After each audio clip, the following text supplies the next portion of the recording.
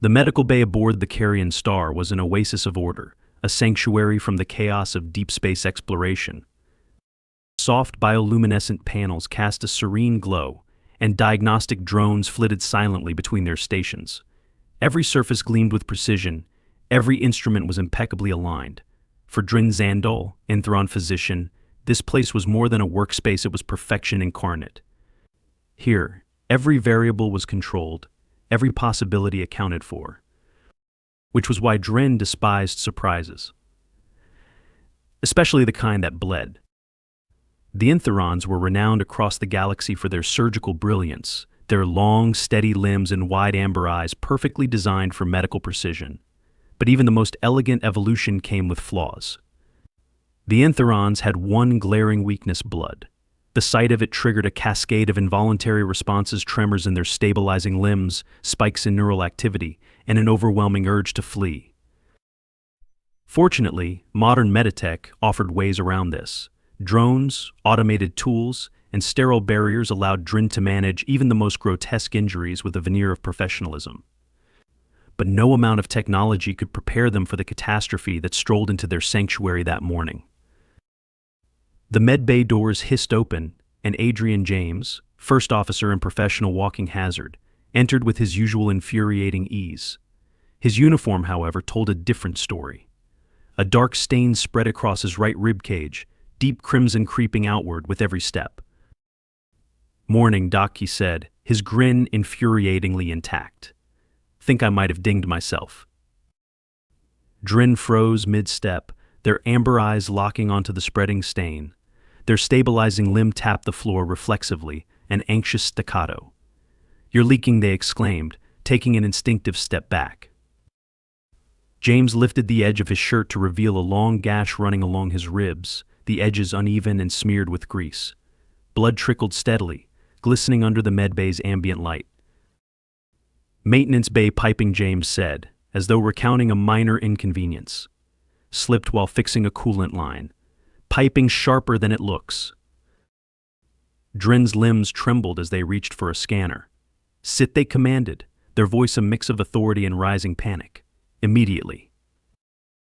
James complied, easing onto the nearest med chair with a wince. "You're worried over nothing," he said, lifting his shirt higher. "Doesn't even hurt that much." Drin's neural pathways threatened to short-circuit.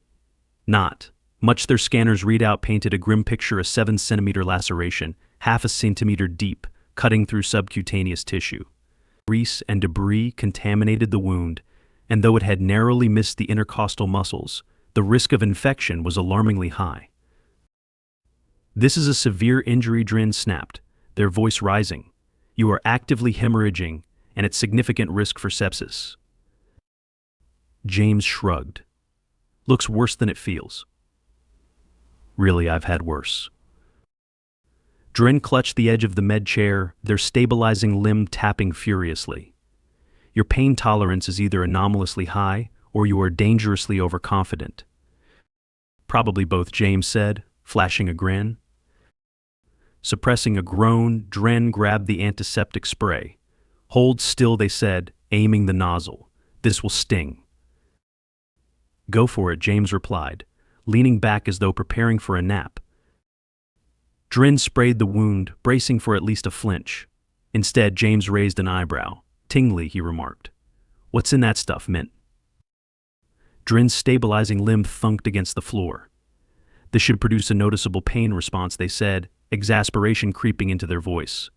"Are your nerve receptors malfunctioning?" "Nah, they're working fine," James replied casually. "Guess humans are just built different." Drin muttered something inaudible as they cleaned the wound with precise, methodical strokes. The antiseptic foamed as it neutralized contaminants, though Drin's focus remained on the steady trickle of blood. Once the area was clean, they retrieved the dermal adhesive. "Remain still," they ordered. "This will close the wound." "Still as a statue," James promised. Drin worked carefully, layering the adhesive to seal the laceration. Each pass of their tool brought the jagged edges together, leaving a clean, closed line. They reinforced the adhesive with steri strips and applied a sterile bandage for additional protection. You are to avoid all strenuous activity for the next 72 hours, Drin said firmly, stepping back to inspect their work. No lifting, bending, or twisting. Do you understand? Got it, James said, testing his side with a light stretch. Drin's amber eyes narrowed. Do not they cut themselves off, taking a deep breath. Report back tomorrow for follow-up care. And remember, no strenuous activity. Scout's honor, James said, hopping off the chair with alarming ease. Thanks, Doc. You're a lifesaver. Drin watched him stroll out, leaving behind a faint trail of bloody footprints. Their hands trembled as they reached for a sterilizing cloth.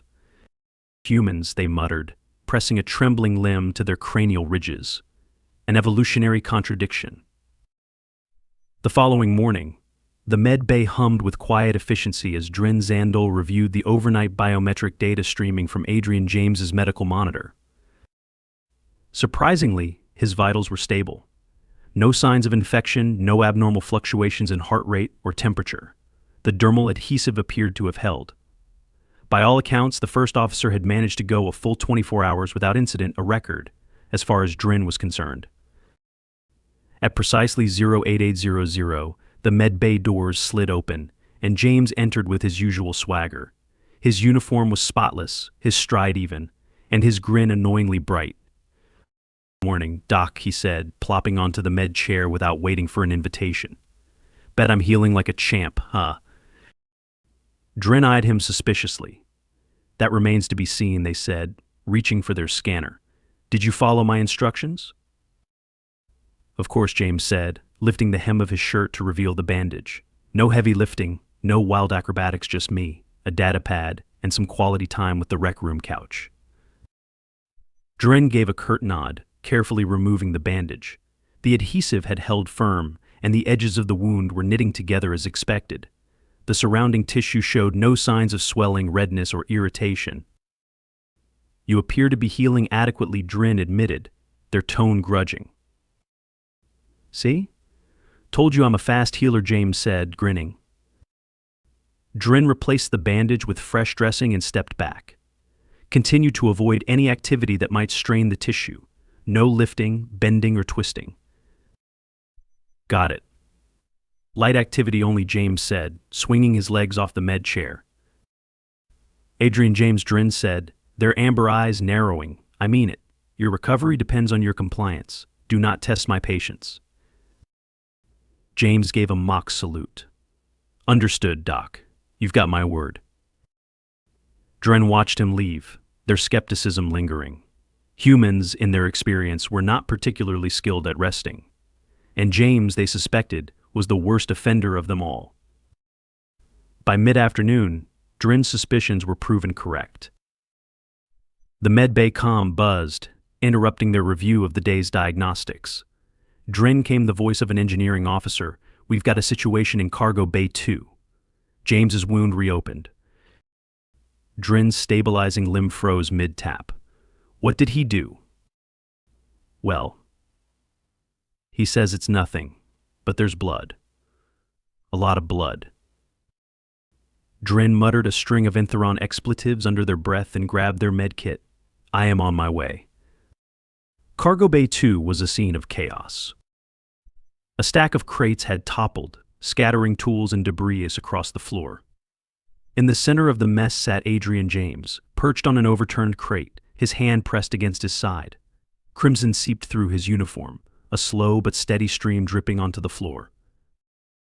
Drin strode over, their amber eyes blazing. What have you done? James offered a sheepish grin, lifted a crate, twisted a bit wrong. Didn't think it'd be a big deal. Drin yanked his hand away, scanning the wound. The adhesive had failed, and the edges of the laceration had reopened. Blood trickled steadily, though not dangerously fast. You compromised the seal, Drin exclaimed, their voice trembling with frustration. This is exactly why I told you to avoid exertion. I didn't think it'd rip, James said, wincing as Drin pressed a sterile cloth against the wound. It was just one crate. One crate too many, Drin snapped, reaching for the antiseptic spray. You are fortunate this reopening is superficial. Had it gone deeper, you could have torn the tissue irreparably. James hissed as the antiseptic hit the wound. Okay. Lesson learned. Dren didn't reply, their focus entirely on cleaning and resealing the injury. They applied a stronger layer of adhesive, reinforced it with steri strips, and wrapped the area in a compression bandage. Back to the med bay, Dren ordered, their voice sharp. You are now under direct observation. James sighed but nodded. Yes, Doc, whatever you say.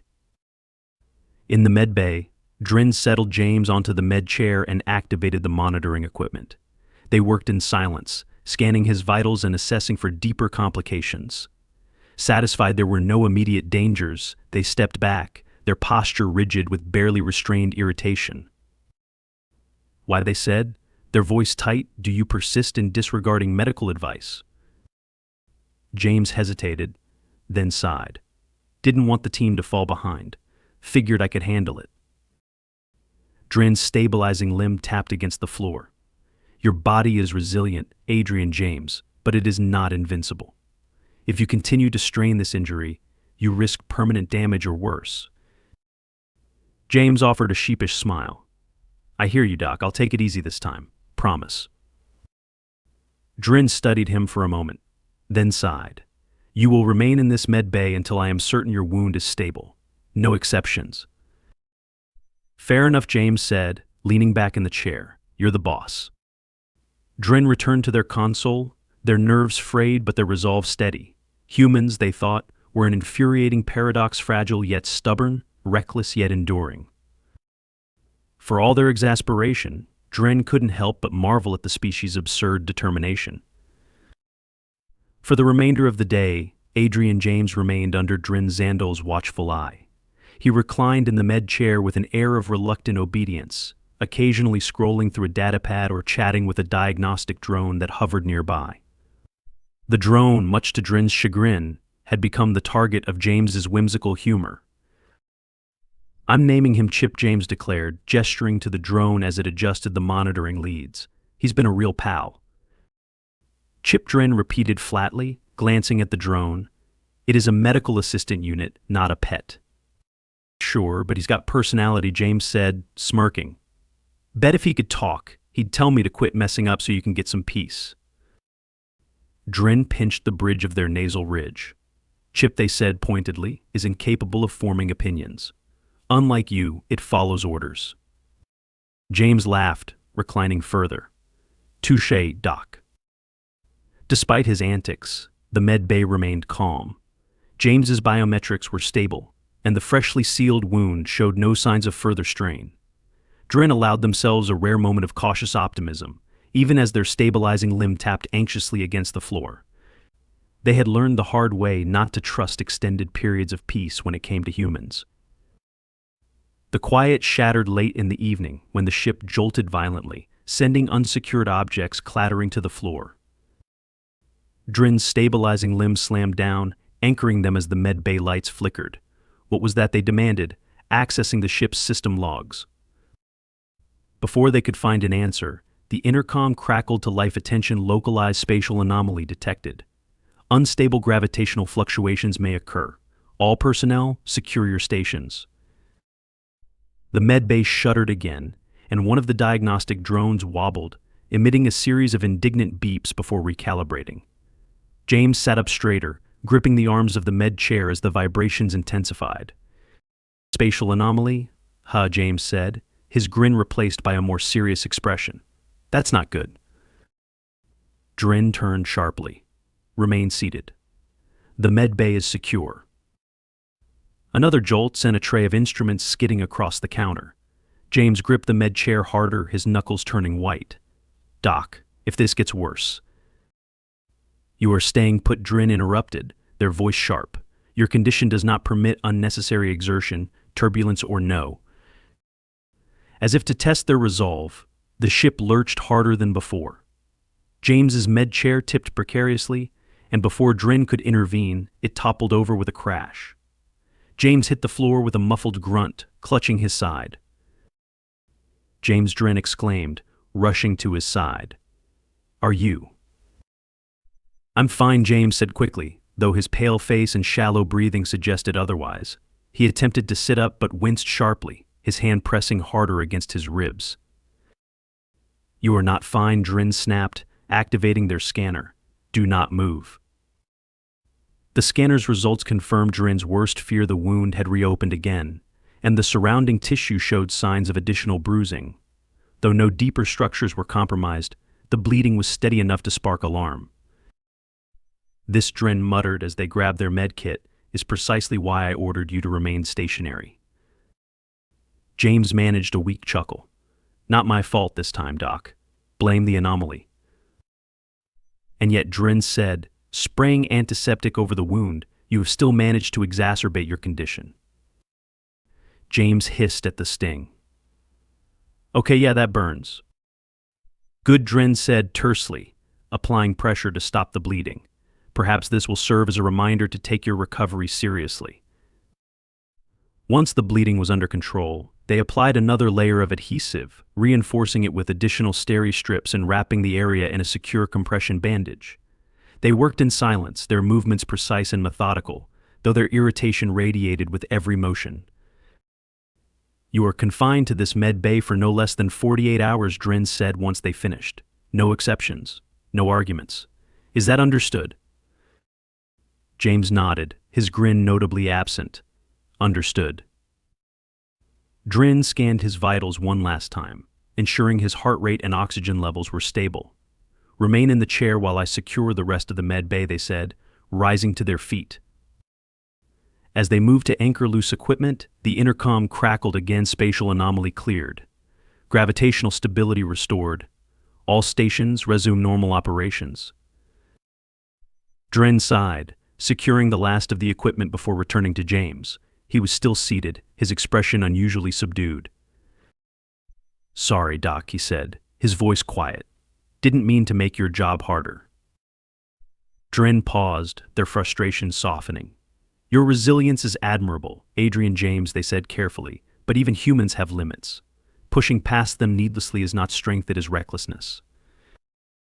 James gave a small, sincere smile. "Yeah, I get that now. Thanks for patching me up." Again. Drin helped him settle back into the med chair, their stabilizing limb relaxing slightly. "If you truly understand," they said, "perhaps there is hope for you yet." James chuckled, leaning back. "Maybe. Don't count me out just yet." For the rest of the evening, the med bay remained peaceful. James stayed put, his usual energy tempered by the day's events. Drin monitored his vitals closely, their focus unwavering. As the med bay finally fell quiet, Drin allowed themselves a rare thought perhaps. Despite their many frustrations, humans were not entirely impossible. The following morning, Drin Zandol prepared for Adrian James's next examination with a mix of determination and guarded optimism. His biometrics from overnight had remained steady, showing no signs of additional strain or complications. The adhesive and compression wrap had held firm, and the surrounding tissue appeared to be healing as expected. At precisely 8, the med bay doors hissed open. James entered, his movements careful but steady, his grin muted yet intact. He gave a small wave as he settled into the med chair without prompting. "Morning, Doc," he said. "You're not going to believe this, but I actually stayed put." Drin raised an amber brow, their scanner already in hand. "That remains to be seen." James lifted his shirt to expose the bandage, his expression as earnest as it was mischievous. Drin carefully removed the compression wrap and peeled back the dressing, revealing the wound beneath. To their relief and faint surprise, the adhesive was intact, and the tissue was knitting together with no signs of infection. The bruising from the previous day's mishap had begun to fade, leaving faint greenish-yellow marks around the edges. "You appear to be healing adequately," Drin said at last, their tone betraying a hint of relief. "Your condition has stabilized." "Does that mean I'm free to go?" James asked, his grin widening. Drin's stabilizing limb tapped lightly against the floor. "Not entirely. You are cleared for light activity, but you are still prohibited from lifting, bending, or any action that might strain the tissue." "Light activity," James repeated, nodding solemnly. "Got it. No heavy lifting, no acrobatics. Scout's honor. Drin gave him a long, skeptical look before nodding. I will hold you to that. James stood slowly, testing his balance as though performing a small rebellion. Feels pretty good, Doc, he said, twisting slightly. No pulling or anything. Cease testing your range of motion immediately, Drin said sharply. Your wound may feel stable, but it remains vulnerable to internal stress. James raised his hands in mock surrender. Message received. For the next several days, James adhered to Drin's instructions with surprising diligence. He moved about the ship cautiously, avoiding strenuous tasks and reporting to the med bay for his regular checkups. Each visit revealed steady improvement. The wound continued to heal without complication, the adhesive held firm, and James's biometrics remained stable. By the end of the week, Drin finally gave him clearance for full duty. They stood in the med bay, arms crossed, as James tested his range of motion under their watchful gaze. Everything feels great, James said, twisting experimentally. Good as new. Drin frowned. Your wound has healed, but that does not mean you are invulnerable. I strongly advise against any unnecessary risks. Don't worry, Doc James said with a wink. I'll be careful, at least until the next maintenance mishap. Drin sighed, their stabilizing limb tapping softly against the floor. Your sense of humor remains a mystery to me. James laughed, clapping Drin lightly on the shoulder. Thanks for everything, Doc. You're the best. As the medbay doors closed behind him, Drin exhaled slowly, their stabilizing limb tapping the floor rhythmically. The room had returned to its pristine order, its serenity restored. Yet, for all the chaos James had caused, Drin couldn't help but feel a faint sense of pride. Humans, Drin realized, were infuriatingly stubborn, recklessly curious, and endlessly exasperating. But they were also resilient, resourceful, and against all logic remarkably enduring. And though they would never admit it aloud, Drin Zandal found themselves almost admiring that resilience. Almost.